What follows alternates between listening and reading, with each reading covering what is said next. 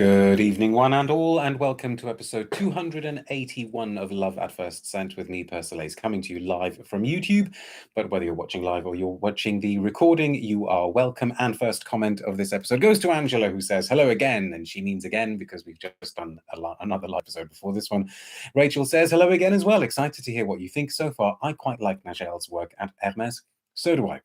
Kelly says, hot dog. You can't say that in an English accent. First in that never happens. Eric says, curious about this one. I haven't found a Terre to really love, but Tres Fraiche was the closest. Interesting. Arthur Scargill is here as well and says, ooh, I haven't heard anything about this. Really, because I feel like I'm the last one to review it. Lots and lots of people saying hello. I've heard really good things about this one. It says, Mr. Raspopitol.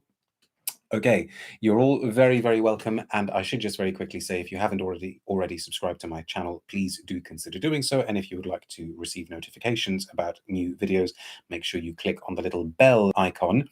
Prashant says, hi from India, excited for this, mulling over buying Tres Fraiche, still readily available in India. Yes, I guess what you're referring to there is the fact that people are saying that apparently it's going to be discontinued, which would be a shame, I think.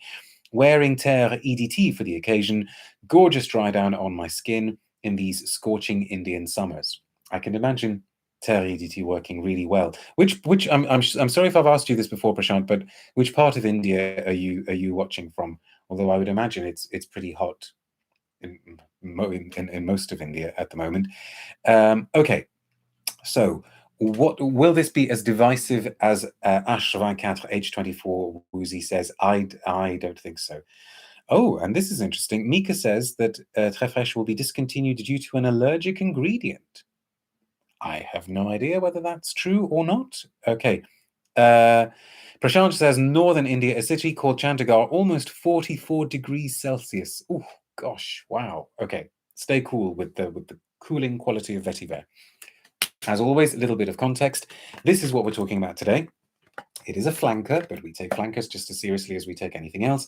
This is the Eau Givree flanker of Terre, the modern classic that is Terre d'Hermes. And my understanding is that this word here, Givree, means frosted, icy, frosted over, but it also apparently has a meaning, and maybe you can help me out with this, a meaning of something, a more colloquial meaning that means slightly bonkers or kooky or crazy, meanings along those lines. There haven't been as many flankers of Terre as you might have expected for a scent that has been so wildly successful, and I think that is a testament to the brands, to Hermes's insistence on not just releasing flanker after flanker because they want to cash in on the success of the main scent. Might be a regionalism, says Mr. Raspopitol. Ah, okay. I don't know. Because what we've got, we had the Tres Fraiche, which people have mentioned here. Christine Nagel herself did one which boosted the vetiver note, which I don't think was quite so successful. I don't think that was one of her finer moments at the brand. Although I should say, as we've already said before, she has already had many, many fine moments at Hermes, including, I personally think, this one. This was the brand's first all-out masculine since the original release of Terre EDT in 2006, and I still think it's pretty good stuff, and I will not want to be without a bottle anytime soon. Right, let's I have smelt this once, very briefly, at an airport a few weeks ago. I couldn't restrain myself because it was there, and I thought, I've got to do this. And then I thought, okay, try not to think about it too much because we'll probably do a video on it, I thought. But I did like what I smelled, absolutely. So let's go for this. Let's do the unsealing, and I shall try and keep it away from the microphone this time to spare you your ears. Interesting, nobody's commenting yet on this meaning of Givree. I'm pretty sure it was a Frenchman who told me that. Okay, this is a refillable bottle, which must mean that the cap is different. Okay, so it's got a kind of frosted over quality to it. That's okay. So it's mainly because of what they've done at the back that makes it look like that. But that's quite effective, actually. It makes you almost it's like it's been heard up and you want to just sort of wipe away the moisture. So this is a cap that comes off. Okay. Bit different for Terre. Arthur Scargill says, I loved H24 and glad the UK is now back to the time of year when I can start wearing it again. David says, I don't really appreciate the cap change. Yeah, interesting. What's Kazizi saying? Dior arguably bettered the original of the Homme line with the Homme Intense flanker, but has Hermes ever done that with Terre? Remains to be smelled. No, I don't think that so far they have bettered Terre, which is maybe why we haven't had too many flankers. And I also think the original is the best, the EDT. I wore this today in this video. This is the perfume version. Because I couldn't find it, so I don't know whether somebody swiped my EDT bottle. I do like the Parfum version, but it just feels a little bit too heavy. I think Terre is one of these scents that needs a lot of room to breathe. Conversely, I think the Parfum of Voyage is better than the EDT. There you go. Nick is saying, yes, givré can also mean someone who's very eccentric crazy, but it's not commonly used where I'm from, which is French Canada. Ah, okay. Interesting, interesting. James says, I wore Terre d'Hermès when I was in junior high. See, that's a sort of North Americanism that I don't understand. So how old does that mean you were? I really love it. Always has a special place in my heart, but never tried any of its many flankers. Okay, before we spray this one, Terre, as we have said, successful, took Jean-Claude Ellena, he was the original perfumer, took Jean-Claude Ellena's love of cool spices, cardamom, his love of vetiver and the cooling effects of vetiver, and his love of Isoe Super, and those very, very translucent, transparent, light, cedary woods, and just somehow made something truly magical out of it. I would say as magical as what he did for Cartier with Declaration, and it's really fascinating comparing the two, because in terms of structure, they're actually very, very similar to each other, Terre and Declaration. I suppose the Cartier has got a more pronounced cardamom note, whereas the Hermes has got a more pronounced vetiver note. So Declaration is more about the sort of citrusy top components. The Hermes maybe more about the base and the muskiness in the base.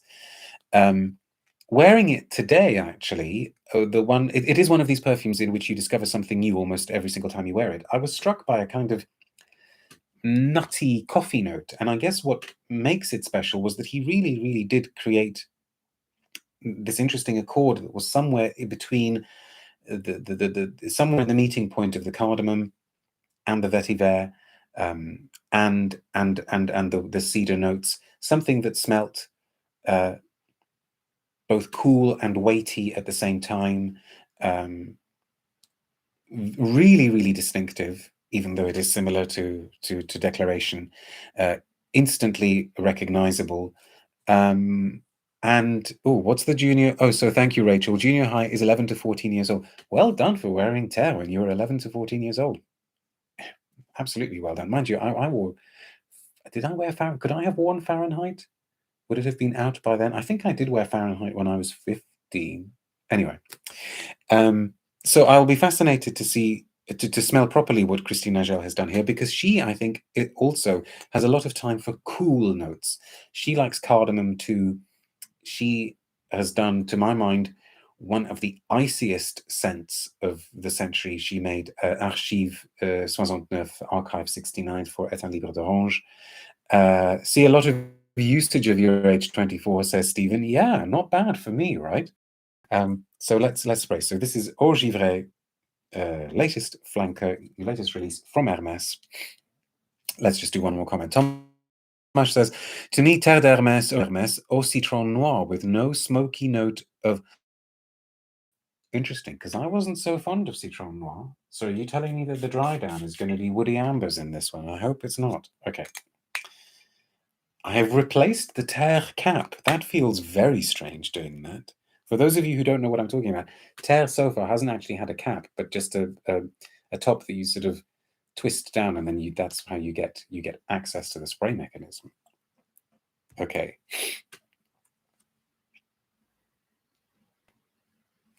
I'm back at the airport. It's so weird, isn't it?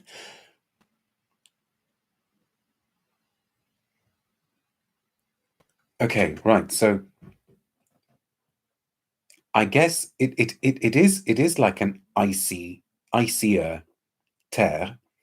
And I suppose what she's done, it smells like there's a lot of a sort of lemon peel to it, which goes back to what you were just saying a few seconds ago, Tomasz, about a sort of more pronounced citrus note. It does, and almost like that point where lemon peel starts having a kind of ice queen chilled aldehydic quality, which reminds you of Archive 69 from Etat Libre. But there's also a kind of chilled herbal quality to it, and something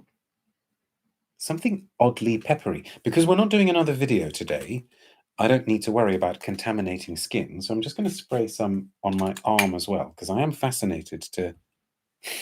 Right, let's try again. Oh, Claire says that twisty action cap is on Kelly Kalesh by Hermes as well. I wonder if they're going to get rid of it. I suppose it's to make it refillable, right? Because this one is refillable. Yes, now what is that citrus? It's definitely the most marked citrus opening of any Terre I smelled. So maybe it's that, but it's not grapefruit, right? Because Terre has always had a grapefruit note. This feels like it's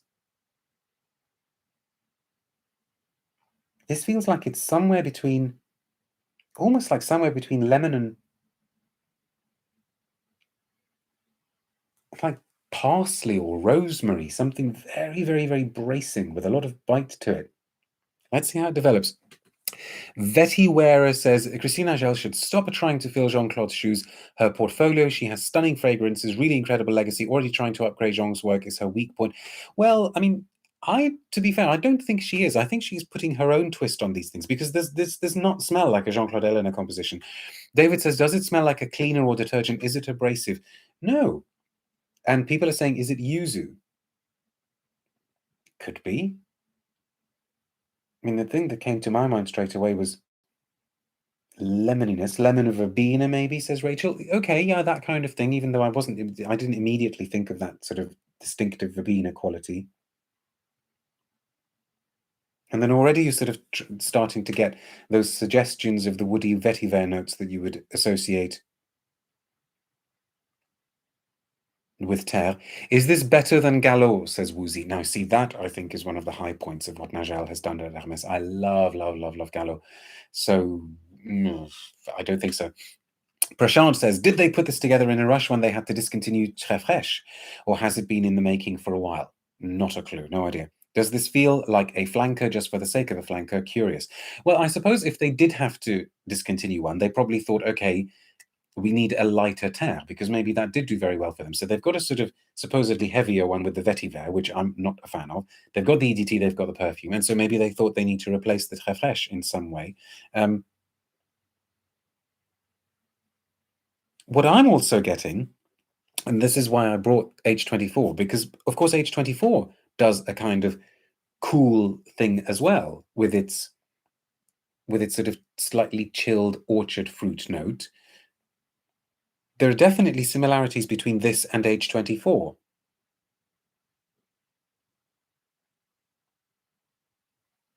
It's fascinating, and there's a fuzziness to it, and maybe that's meant to be the frost. Okay, the press release, let us read it, because it's always thought-provoking, but it's not very long, so don't worry. At the origins of freshness, exploring Terre to open up a new territory, an unyielding frosted veil capturing a land that has remained intact. Okay. Far from dispersing its aromas, this icy cloak fertilizes the earth, irrigating its sediments with new and vibrant strength, exhilarating and invigorating. Does that actually mean anything? I wonder if this is going to be a lost in translation situation. All that is essential comes into play in one silent moment as the land awakens. A blossoming of the constantly renewed life contained within the fragrance. Okay. Lots of clauses, says Prof. Melvin. And right, so now we've got a subheading, Terre d'Hermes Eau Givree. Exploring Terre to open up a new territory of emotions, Christine Nagel discovers its fundamental freshness. Quote, with this new creation, I wanted to challenge the idea that freshness is synonymous with a certain lightness. I sought to express the intense freshness of a land covered with ice, and the fusion of these two elements, a source of primary regenerative energy for men. Okay, so I guess maybe what they're saying is freshness doesn't all living plants shooting forth spring-like, but it could be something icy. Okay. We need to read on, don't we? In a radiant prelude, the incisive freshness of citron. Okay, there you go. So that's why it's got that real bite. Juniper berry and timot pepper vibrates on the skin. Did you see that? Did you see it vibrating on my skin? It was making the hair stand on the back of my arm, bringing a prickle of optimism. Oh God. Suddenly, the powerful sensation of an icy breeze speaks out with perfect fluidity, equal to equal. With the generous power of mineral and woody notes, a concentrate of pure, highly distinctive elegance. Catsy, I have no idea. If I'm looking at your question, I don't know. But we have to read on now, don't we? The two vital sparks nourish each other without contradiction. This is like a Lutin's press release. Unexpectedly, the icy tremor brings about the fusion of material and creates the paradoxical harmony of the whole, the warmth of ice. Somebody thought they were being really clever coming up with that line, didn't they? I'm invested now, says Maudlin. Charged with nature awakening from its torpor, or as T.S. Eliot said, April is the cruelest month, quivering with energy, revitalized by a life-giving stream, to which we can only respond, ew, Terre d'Hermes Eau Givree is a reminder that freshness can be synonymous with intensity and surprise.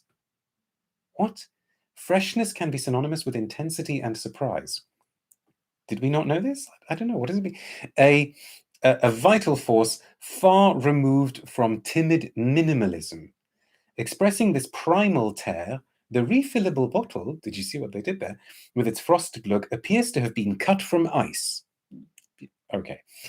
So pure and limpid are its proportions. The H on its base continues to be an authentic anchor to the land of Hermes, a subtle reference to the lineage of a now cult object,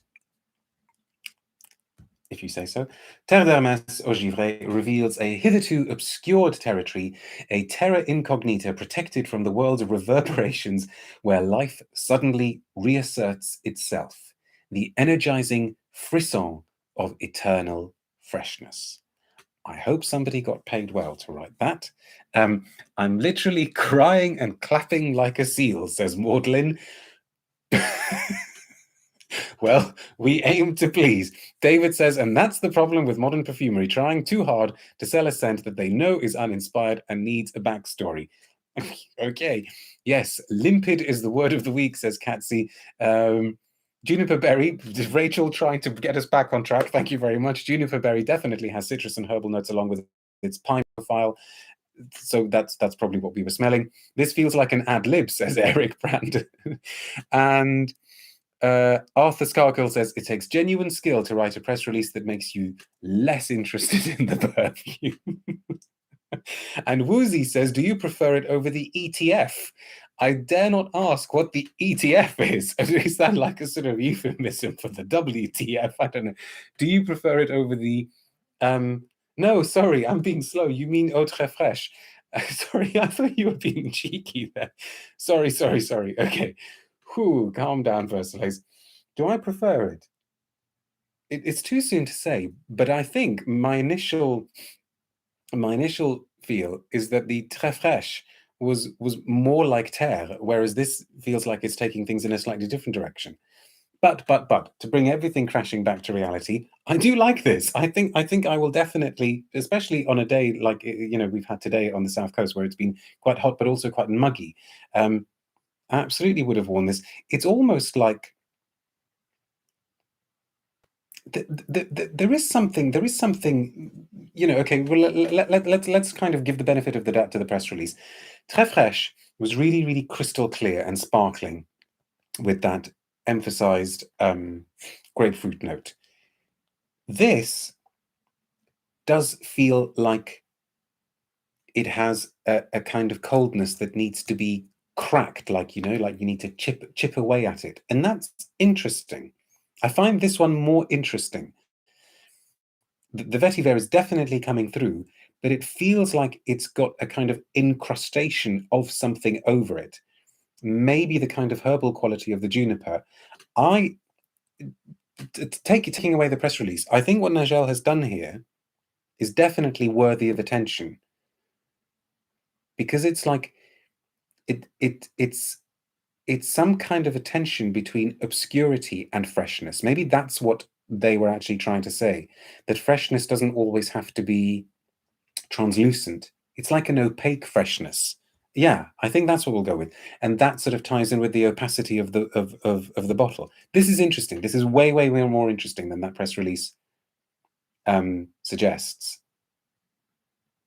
It is like, you know, you get those sort of stop motion movies of snowflakes and ice forming over surfaces. It is like something like that. An incrustation of herbalness and citrusiness has formed over the core of Terre. And yeah, I think it's okay. Tomasz says, I find Eau Givree extremely exciting and enticing, unlike H24, that I'm not a fan of. There you go. Does it have a similar DNA to Terre d'Hermes? Would you guess it's a Terre d'Hermes flanker, says Olfactory Stories? I think maybe with time, because already that vetiver note is coming through. It's probably linear and unintelligent, says David, and easy reach. Oh, finding it hard to be serious now all of a sudden, says Catsy. Well, this will definitely need a few more wearings. Perhaps I will wear it tomorrow. And also we will need to talk about how it does on the blotter. But don't just judge it on that Nobel Prize winning press release. Does it remind you at all of gin? See, I'm not an expert, but there was a kind of juniper quality. And I think gin notes in perfume can be quite good at conveying coldness. This is this deserves a bit more time. I can just imagine Nagel, who is in many ways, she's a very sort of sensuous and instinctive perfumer, but I think she isn't given enough credit for how intellectually she approaches perfume as well. I could just imagine sitting in her office thinking, could we create freshness and cleanliness that is somehow opaque? It's a fascinating route to go down. Anyway, we're done for today. Thank you very much for watching. Stay tuned to social media for details of when the next videos are coming up. I need to sort of apologize in advance and say that maybe for the next few weeks there won't be as many as I would like to do, because other things are taking over, kind of day job related stuff, which mean I won't have as much time for videos as I would like, but I will still be around, and I hope you will be as well. In the pipeline, I suppose we'll have new releases from Givenchy and hopefully lots more interviews as well. But until then, take care and hope to see you soon. And where is the end stream clicking button? Right, take care. See you soon. Bye.